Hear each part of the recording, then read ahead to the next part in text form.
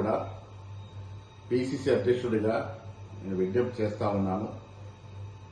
నిన్న మంత్రి గారు మాట్లాడిన విషయంలో ఒక సినీ ప్రముఖుల విషయంలో ప్రస్తావించడం, వారి మనసు గాయపడడం, ఇదంతా జరిగిన పినమట పార్టీ ఆదేశాల మేరకు మంత్రి గారు బేషరతుగా వారు వాడిన మాటల్ని వెనక్కి తీసుకోవడం జరిగిపోయింది.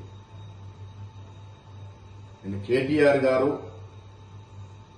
ఒక మహిళ అని చూడకుండా ఒక మహిళా మంత్రి మీద ఒక సోదరుడు సోదరిమణికి వేసే విధంగా పూలారం నూలుకోవు దండ వేస్తే విపరీతంగా చెడు మార్గంలో ట్రోల్ చేయడం, ఎప్పుడో మాటని ఆడియో రిలీజ్ చేయడం, ఆ సందర్భంలో క్రోధోక్తులైనటువంటి మంత్రి గారు కొన్ని కామెంట్స్ చేయడం, అంతకుముందు మంత్రి గారి మీద కేటీఆర్ చేసినటువంటి వ్యాఖ్యలు కూడా మీరందరూ గమనించి ఉంటారు.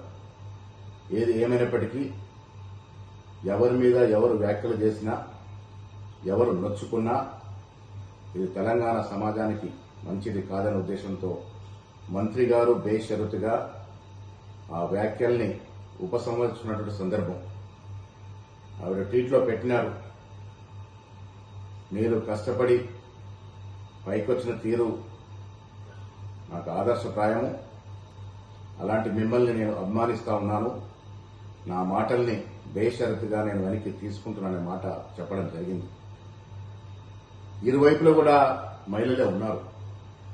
మొదటగా మంత్రి గారి మీద కేటీఆర్ చేసిన వ్యాఖ్యలు, పెట్టిన ట్రోల్స్, వివిధ సోషల్ మీడియాలో వచ్చినటువంటి అభ్యంతరకరమైనటువంటి ట్వీట్స్ మీరందరూ కూడా గమనించే ఉండి ఉంటారు.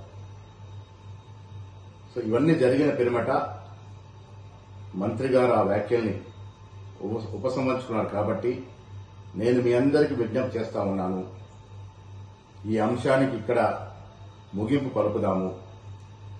ఇంకా దీన్ని దూరం తీసుకెళ్తే ఇరువైపున మహిళలు కూడా నొచ్చుకొని బాధపడే అవకాశం ఉంది. కాబట్టి సినీ ప్రముఖులందరూ కూడా నేను విజ్ఞప్తి చేస్తా ఉన్నాను, ఈ అంశాన్ని ఇక్కడితో ముగింపు పలుకుదాము. భవిష్యత్తులో మా మంత్రులు కానీ, కాంగ్రెస్ నాయకులు కానీ, వివిధ పార్టీల ప్రతిపక్ష నాయకులు కానీ ఎవరి మీద ఎవరు కూడా ఇలాంటి అభ్యంతరకరమైనటువంటి వ్యాఖ్యలు చేయకూడదని విన్నవిస్తా ఉన్నాను.